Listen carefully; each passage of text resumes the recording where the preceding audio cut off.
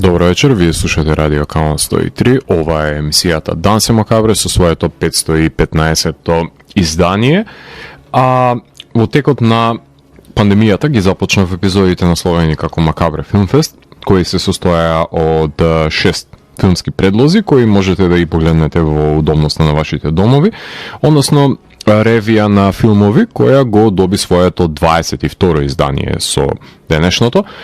што значи дека до крајот на ова издание се купнува број на рецензирани филмови во рамките на оваа едиција на епизоди ќе изнесува 132 филмски остварувања. Така што денес имаме два атипични жанровски филмови на репертоар, кои се граничат со хорор жанрот, што значи дека позајмуваат елементи, односно на хорор жанрот во контекст на самата атмосфера и употребата на монструмите, иако предимчат други артистички чинители на преден план. Потоа две исто така атипични комедии кои во кои ликовите пред се соочуваат со тешки проблематики, како што е самоубиството во една страна и од друга страна расното профилирање, за на крај да завршиме со еден документарен филм за филмската индустрија и наместо да биде последниот филм посветен за музичар, ќе ви говорам денес за филмот за според мене најзначајниот стендап комичар во историјата на стендап комедијата, кој оваа година беше инаугуриран во халата на славните во музеот на комедијата. Така што останете со текот на 515-тото издание на Дансе Макабре, кое што го започнавме со помош на одличните Кевин, кои што експлодира со ново албумско остварување. Станува збор за бендот кој што ни доаѓа од Масачусетс, односно од Метуен, формени 1995 година, значи една сестрана комбинација на металкор со алтернативен рок-н-рол и пост-хардкор. Меѓутоа, не само што вметнуваат прогресивни елементи, туку и на овие композиции можете да забележите силно влијание на слач и стонер, конкретно во самите рифови. Станува збор за нивното седмо студиско издание, кое што гласи Heavy Pendulum, кое што го објави за Relapse Records, кое е издание по Final Transmission, ако не се лажам, албум кој што излезе по долга пауза поради смртта на Келеб Скофилд. Така што станува збор за моќен албум, од кој што и тоа како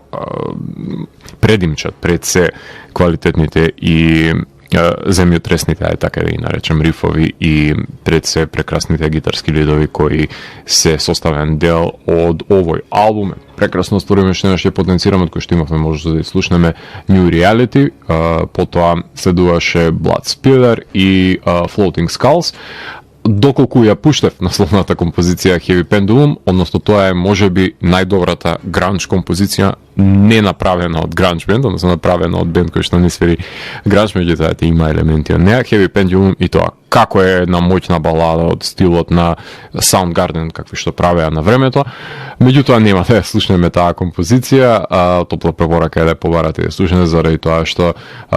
треба да го држиме расположението на повисока нога, затоа ќе послужи и Careless Offering, односно која што исто така е составен дел од ова одлично стварување Heavy Pendulum. Дансе Макабре е емисија во која 13 сезони се зборува за уметност, во борба против лицемеријето, зависта и користолюбието, и тука уметниците се вистински херои, а не политичарите, и секој издание е една мала победа против шундот и апатијата. Целта на емисијата е да го доближи квалитетниот филм до секој слушател и да воспостави диалог помеѓу уметноста и реалноста. Вечер време да кажеме полноќен танц со смртта по 515 пат. Јас сум Зlatko Љевецки, а ви останете со трансмисијата на Канал 103 до крајот на светот. Вие слушате Радио Канал 103, ова е емисијата Дансе Макабре со своето 515-то издание, именува како Макабре Филмфест број 22. Веќе сте запознаени дека во Дансе Макабре веќе 13 години бираме хорор филм на годината во последното издание на емисијата во календарската година пред се, насловено Dance of the Dead, кај што од 50 квалификувани филмови се бира 10 и најдобриот од нив ќе може да биде олицетворение на хорор жанрот на годината, како што например минатата година беше во знакот на Титан. За денес одбрав два хорор adjacent филмови, односно во хорор жанрот тоа се дела кои имаат елементи на хорор жанрот, кои не се доминантни, но се конститутивни чинители во образувањето на саканата застрашувачка целовитост пред се на материјалот. Едниот позајмува елементи од монструозните филмови, двојниците и пред се телесниот хорор, односно боди хорор принципот, а другиот пред се гради една густа, мрачна атмосфера која може да се пресече со нож. Така што во продолжение ќе ја слушнеме најавата за првиот филм за вечерва, односно Hatching.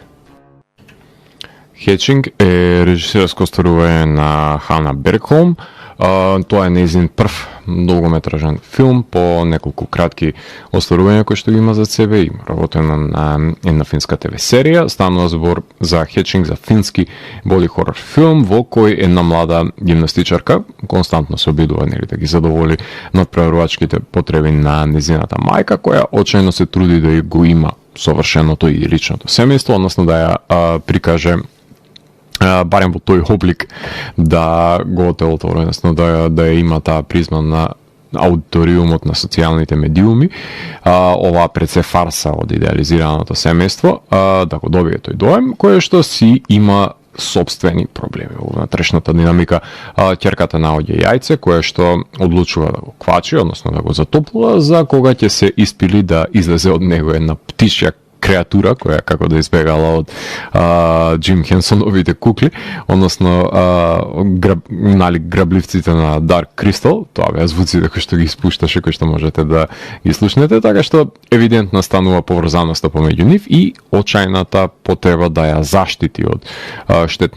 штетните пред се влијанија од најблиските, својата условно кажано мајка, ако ја земеме во тој предвид. Тоа подразбира дека реваншизмот го презема во нејзино име ова битие и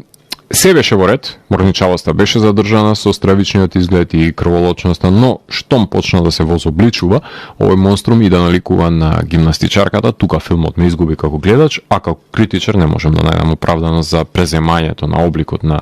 двојничката, освен ако е ставен во функција да го преземе нејзиниот неодживеан живот, но животното може би наликува на неа, но никогаш нема да може да го впие нејзиниот маниризам и интелект, така што секојаш ќе биде отфрлениот монструм во семејството. Под овие чудовишни тенденции секако дека се кријат припадниците на дисфункционалната фамилија, која што дава погрешна идилична слика за себе си, што е силен коментар за скандинавските семејства кои се далеку од идеални, посебно со иллюстрираните мајки на нивните чела, кои немаат намера да слушаат кои се потребите на ќерките, наместо да ги проектираат нивните несигурности, фрустрации, неуспеси кои ги достигнале, односно не ги достигнале во нивните животи. Филмот имаше својата премиера на Sundance оваа година, а потоа играше во Гетеборг, Луксембург, Сиетл, Ванкувер, германскиот фентези филм фест. Снимателот Јарко Лајне создава кошмарни сценарија во домот на згрижената птица, додека ја преосветлува фотографијата на нивното светло за да се долови семејниот идеал за на Инстаграм, се разбира, а површината вирее злото на финскиот Пахана Хаутоја. IFC Midnight ги откупија правата за прикажување на филмот во САД. А во продолжение ќе слушнеме и најавата We're All Going to the World's Fair. We're All Going to the World's Fair е режисерско остварување на Джейн Шоенбрум, односно нејзин прв долг игран филм, претходно го има работено документарниот A Self-Induced Hallucination,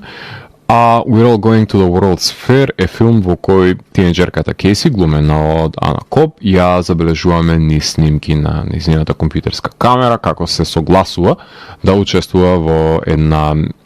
хорор онлайн ролплеинг игра, која што ја презема улогата на лик кому започнуваат да му се случуваат физички промени со нафаќањето да учествува пред се во самата игра и прашањето е дали на вистина се манифестираат овие промени или се составен дел од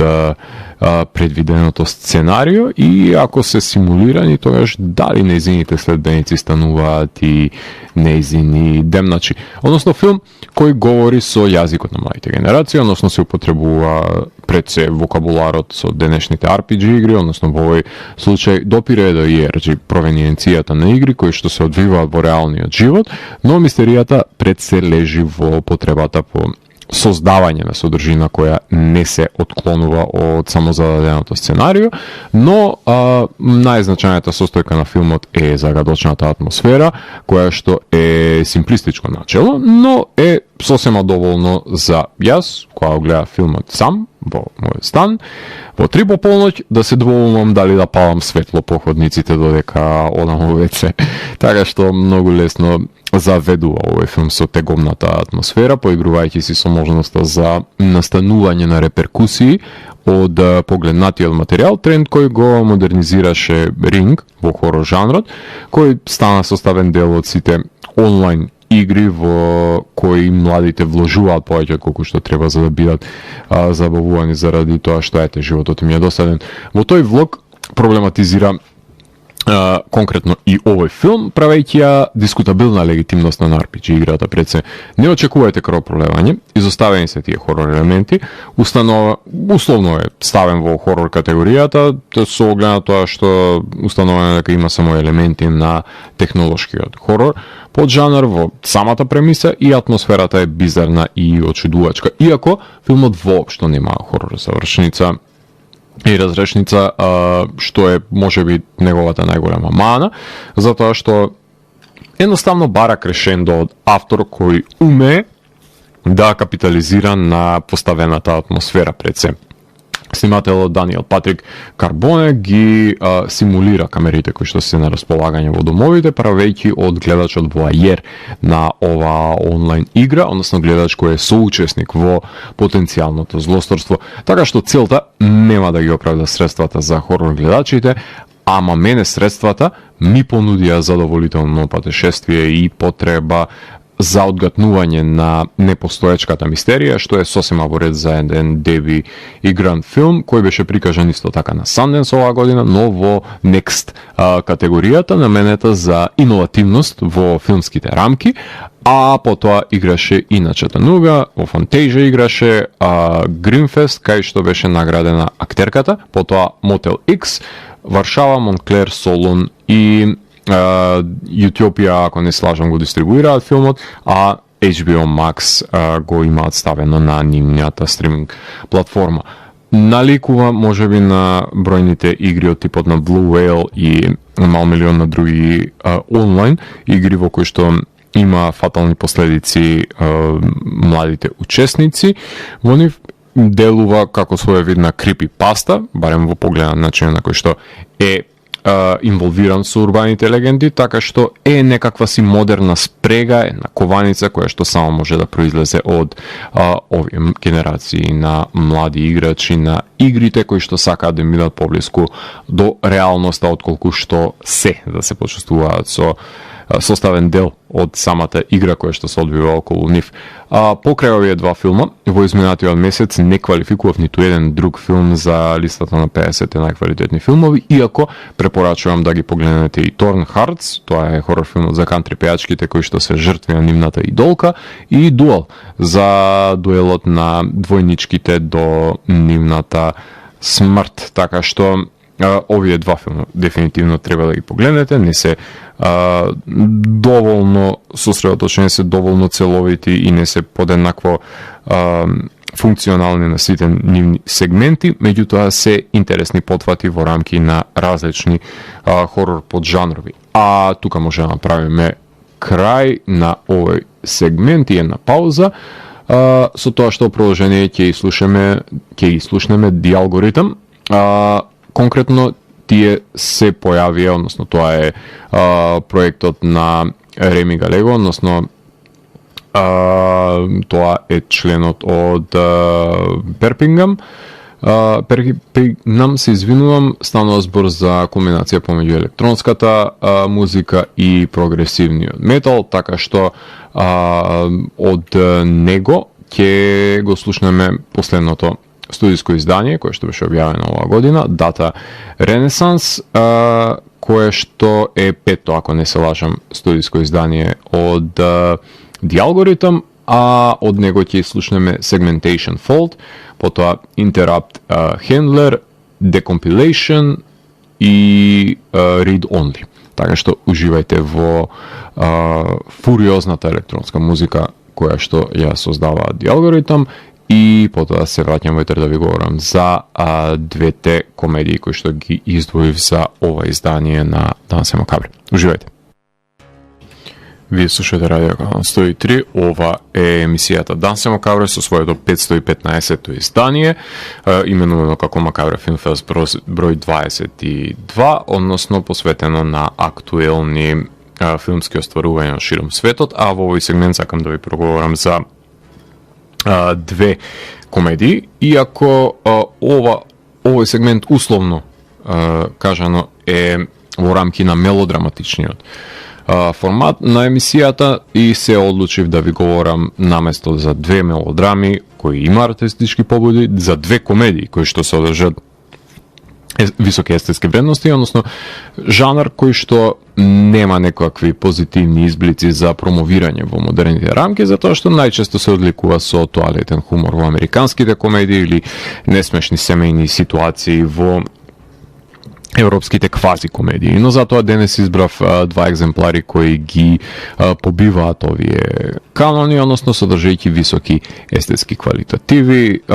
тематизирајќи проблематични нормативи за самоубиството, како и расното профилирање, како предложка за завршување на недолжни граѓани на нишан на полицијата, така што покрај допирањето до овие сериозни теми, филмовите сепак успеваат да ги впротнат ликовите низ комични ситуации, а тоа ќе може да го погледнете во првиот филм кој што го обрав овој сегмент, односно On the Count of Three.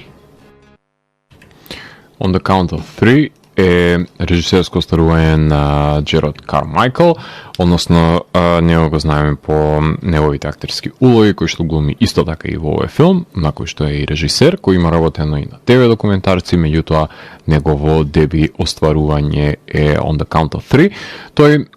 снима филм во кој заедно со Кристофер Авот глумат двајца пријатели кои што се убедени да ги одземат нивните животи, како што можете да слушнете, затоа што се наоѓаат во две засебни безизгледни ситуации, односно на животен крстопад малтене, кои одлучуваат дека кривањето раце од постоењето ќе биде ефективно решение на нивните проблеми, откако неуспешен ќе се покаже криминалистичниот подвиг во кој грабежот се одвива според несаканите завршници, заканата по живот нема да ги донесе саканите резултати, отпочнувајќи една сеопшта хајка против двајцата сега веќе криминалци, од кои едниот мора да се соочи со престојното татковска, другиот очај сака да го награди со куршум во своето чело. Технички по сите тертипи е бади комедија, но ова е инди остварување во кое забележуваме дека два лика чишто живот е по слободен пат додека не завршат до еден руски рулет со нивната судбина, нарек филмовите на браќата Савди, кај што нели гледачот е вовлечен во еден рингишпел на екстензивирани емоции и погрешни одлуки кои што ги носат до таа безизлезна ситуација. Во таа безнадежност се крие и комедијата, затоа што погрешните одлуки се донесени во правото време. Филмот има многу тежишта на кои треба да се обрне внимание, а не само да бидат нафрлени, кој што, например, седи браќата да го снимаат, ќе најдеа време и простор да ги реше на поразличен начин, но затоа ова е деби остварување на Кармајкл и треба да научи на потешкиот начин дека изискувачки се биде пред и зад камерата во исто време. Јас би ја слушал Last Resort на Папа Роз, без разлика дали би се самоубил или не, така што убаво е вметната во сценариото, како што можете да слушнете на почетокот на најавата. Филмот имаше својата премиера исто така на Sundance, дистрибуиране и продуцирано страна на Орион и Анапурна. Одлична комбинација за инди филм. Во спорените улоги се појавува и Тифани Хедиш во обид да го вразуми премиера ликовите, а оваа брканица во ноќта ја снима Маршал Адамс за камерите. Комедијата не предемчи во филмските избори за денес, односно условно се категоризирани во таа графа, како што хорор филмовите условно беа категоризирани како хорор филми, и затоа што се жанровски хибриди пред се, кои што амалгамираат во себе повеќе именители, кои на хартија се комедии, меѓутоа во себе содржат и прилично тешки мелодраматични ситуации кои што не доаѓа до нивно резолвирање, начинот на кој што ликовите кои што се впрегнати во нив би сакале да бидат разрешени. А во продолжение ќе слушнеме најавата за филмот Emergency. Emergency е режисерско остварување на Кери Уилиамс, втор долгометражен игран филм, односно по R#J, кој се уште не можам да најдем снимка за да го погледнам. Меѓутоа има работено и на истоимениот краток филм Emergency, кој е награден на Sundance 2018 година. Во овој филм глумат R.J. Сайлер, Доналд Елси Воткинс и Себастијан Чакон, кои што се Шон, Кунле и Карлос, односно тројцата студенти кои што сакаат од Спринг Брейк да учествуваат на најопасните журки на кампусот, односно нивна цел е да бидат првите афроамериканци кои што ќе ги комплетираат посетите на сите забави во една вечер, барем според намерите на Шон. Кунле само сака да си ги одрасне бактериите во лабораторија, а Карлос да си гейма. Меѓутоа, кога ќе најдат пијана девојка во нивниот дом, Белка, тука сите нивни планови се поматуваат. Имено не е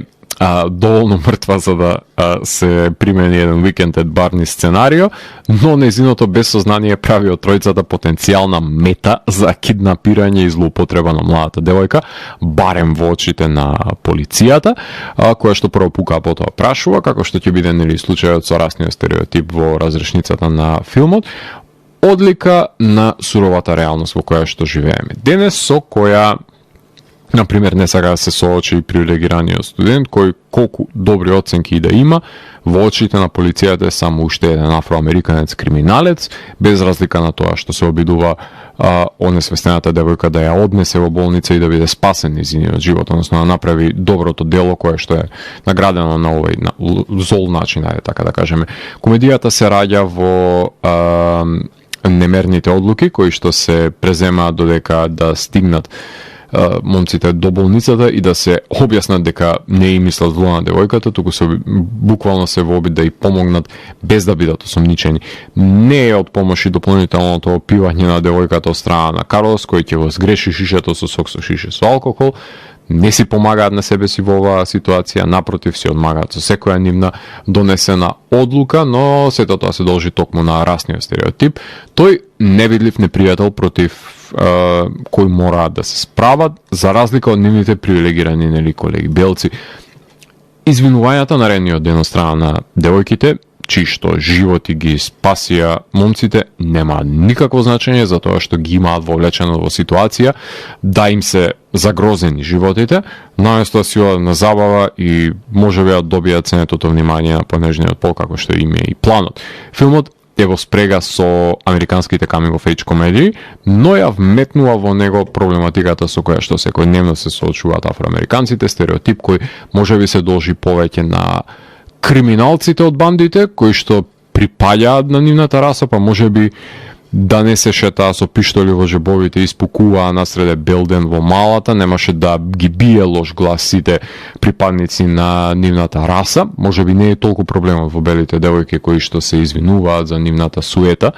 Можеби треба просто да биде вперен во тие што го имаат создадено пред се стереотипот и се применува и на невините, и на тие што сакаат да помогнат, кои што се ставени во иста каша. Прашање на кое што филмот не се обидува да му обрне внимание. Филмот играше на Sundance и на South by Southwest, а заврши на Amazon, на платформата пред се на Amazon Prime.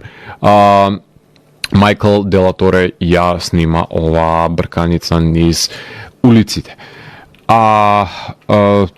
Senior Year, како и Good Morning, се два coming of age филма, кои што имаат комични елементи во себе, кои исто така може да ги погледнете, кои се појавија во изминатиот месец, меѓутоа фалична е нивната изработка, тоа морам да ве предупредам и затоа ги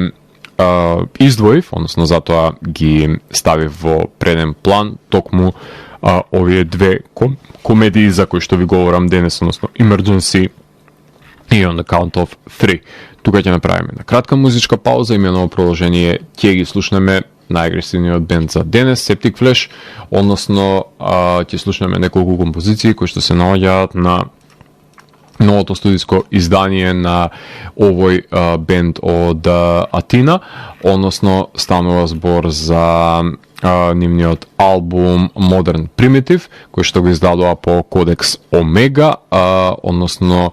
албум кој е издаден за Nuclear Blast, од кој што овој симфоничен death metal бенд ќе може да го слушнеме како прави една фузија и со грчките инструменти кои што се препознатливи за нивниот мелос во композициите од модернитиот примитивец, односно The Collector, Hierophant, ќе слушнеме Neuromancer, доколку имаме време, ќе слушнеме и насловната композиција со моќниот риф, Modern Primitives, така што во продолжение го слушаме бендот од Грција Septic Flesh и потоа се враќам да ви говорам за двата документарни филма кои што ги издвоив за ова издание на Макабре Film Fest. Вие слушате Радио Канал 103, ова е 515-то издание на емисијата Дансе Макабре, во кое што ви говорам за 6 актуелни филмски остварувања именувани под називот Макабре Film Fest број 22, а за самиот крај на емисијата мислам дека некако недоволно беше хорор дозата за ова издание, па затоа се одлучив малку да ја засилам во последниот сегмент на ова емисија, кој е одстапен на документарните филмови, кај што првиот ќе биде посветен на еден хорор поджанр кој се уште е присутен во светски рамки, кој со својата модернизација во 2000-тите направи експлозија во киносалите, дозволувајќи да профитираат филмови снимени за многу малку пари, со пријатели, со камерче, кои што снимаат во шума, а вториот е посветен на еден од најзначајните комичари на сите времења, кој, иако технички е дводелен ТВ документарен филм, јас го третирам како 3-часовно филмско остварување. Па затоа започнуваме со The Found Footage Phenomenon. The Found Footage Phenomenon од 2021 година, односно кој се појави неодамна на стриминг сервисите, кој што е режисерско остварување на Сара Аплтон, која е снимателка на прекрасниот Woodlands Dark and Days Bewitched, која има работено и кратки документарни филмови, заедно со Филип Ескот, кој што има снимено стотици кратки документарци, кои што се додадоци на Blu-ray изданијата на Северин, например, го режира The Found Footage Phenomenon. Заедно го снима можеби најквалитетниот документарен филм што некојаш ќе биде воопшто снимен на темата Found Footage, како хорор поджанр, со оглед на тоа што ги инволвирале буквално сите значајни режисери и малкуте режисерки кои имаат значајен придонес во обликувањето на овој поджанр, од Роджеро Деодато од Cannibal Holocaust и Лесли Менинг од Ghostwatch до Ед Санчес од Blair Witch Project, како и режисерите на Reds, Megan is Missing, Trollhunter, Hate Crime, Afflicted, The Last Broadcast, Host, Noroi, Paranormal Activity, од кои со голем дел сум имал можност да направам интервјуа, но преобемен е изборот на соговорници за ова дело, од кои секој придонесува за потребата на снимање на found footage, до пристапот на кој секој од нив нели ги третира видеоснимките, до дозволивата употреба на музика или звучен дизајн, што е спорно нели кај пуристите, и секако најважното мотивацијата, зошто протагонистите се уште снимаат. Односно не ја остават камерата и да бегаат додека се соочени со злото. Ова се однесува на оние кои не се иницијатори на злото, се разбира, само се сведоци на истото и подоцна стануваат жртви на злото. Вклучена и Александра Хелер Николас и неколку други филмски критичари и филмски теоретичари, познавачи пред се на оваа проблематика, кои може на научен аспект да ја разработат пред се проблематиката и феноменологијата на постоењето на овој хорор поджанр и потребата на истражување на овие мрачни пространства на човечката психа, пред се и различните пристапи во неговата реализација, пред се на субјективната камера која што се употребува, односно снимањето во прво лице и изнаоѓањето на овие снимки. Не верувам дека некој ќе сними подобар филм на оваа тема, затоа што ова е темелна обработка на сите чинители од кои е составен еден found footage хорор филм и буквално сите кои некогаш имале значаен придонес за вцрстување на жанровските тропи се уловени на камера и ги споделуваат нивните гледишта зошто се снимаат овие филмови во прво лице. Композиторот Сајмон Босвел ја позајмува музиката за делото со бројни сниматели, што најверојатно е случај со снимањето во различни држави од снимателите кои што биле, односно имале слободен пристап да снимат, односно биле слободни за да ја реализираат својата должност. Својата премиера ја имаше на Fright Fest во Обединетото кралство, а потоа играше на Fantastic Fest и Sitges пред избраната публика на љубители на хорор жанрот, се разбира, и пред да заврши на стриминг каналот кој е наменет за хорор публиката, односно Shudder. Така што во време во кое што живееме на лажни вести, каде што се истражува неудобноста на самиот гледач и инволвирањето на камерата во самата приказна, фан футич под жанрот и тоа како има оставено силен белег не само на хорор жанрот, туку и на филмската уметност воопшто. А во продолжение слушаме најава за Джордж Карлин's American Dream. Джордж Карлин's American Dream е режисерско старување на Джад Аптау, кој што го знаеме како режисер на The Bubble и The King of Staten Island, а го знаеме претходно како автор на Knocked Up и Funny People, кој American Dream го реализира заедно со Майкл Бонфилио, кој што има снимено претходно со Опра и прави портрети и снима стендап комедии. Тие ни овозможија да добиеме еден целосен и детален приказ на значењето кое што го има оставено врз модерната култура на стендап.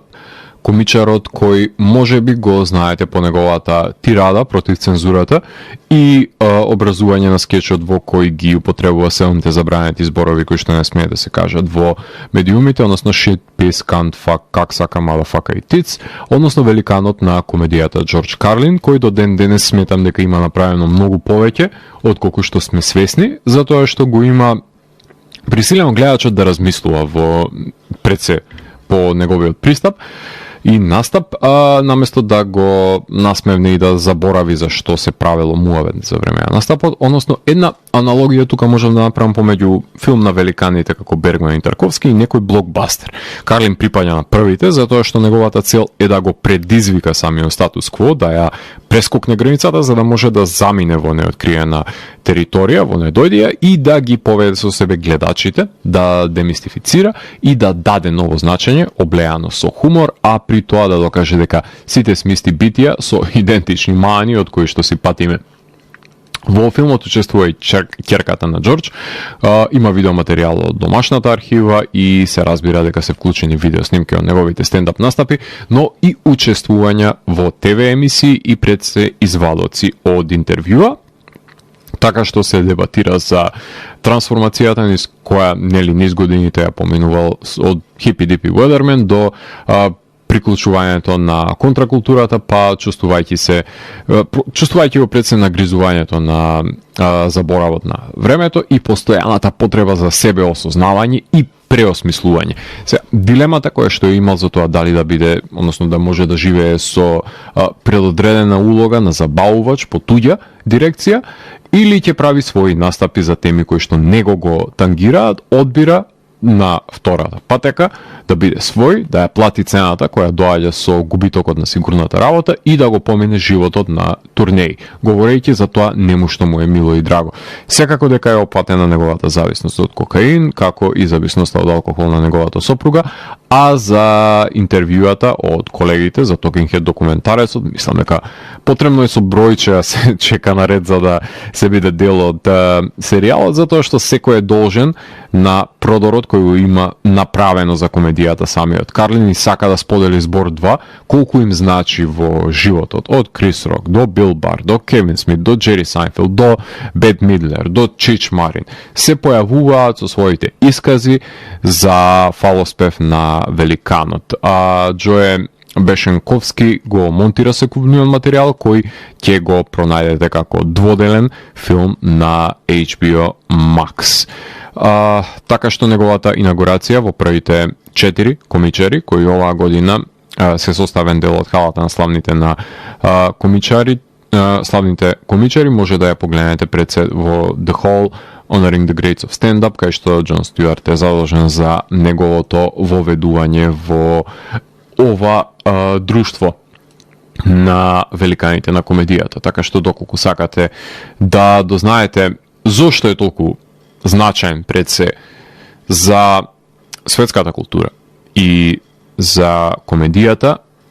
Джордж Карлин, тогаш дефинитивно мора да го погледнете Джордж Карлинс American Dream.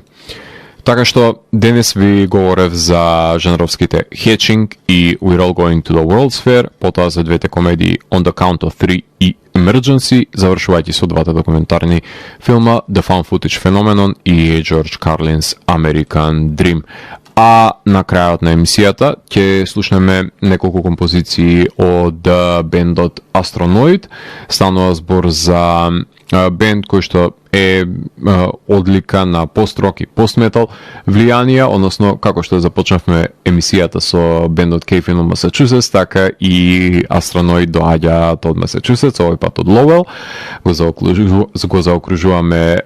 кругот, односно станува збор за бенд кој што го издаде оваа година нивниот трет студиски албум, именуван како Radiant Bloom, за Trident Recordings, по нивното истоименно издание Astronoid, првиот мислам дека се нарекуваше Air, од Radiant Bloom, доколку имаме време, за крајот на емисијата ќе слушнеме Admin Eyes и би завршиле со Sleep Whisper. Јас сум Зlatko Ѓелевски и го затворам 515-тиот гримуар на Дансе Макабре и го враќам на полицата кај останатите изданија кои кријат тајните на универзумот. До наредното издание на Дансе Макабре, гледајте хорор филмови и плашете се. Чао, чао.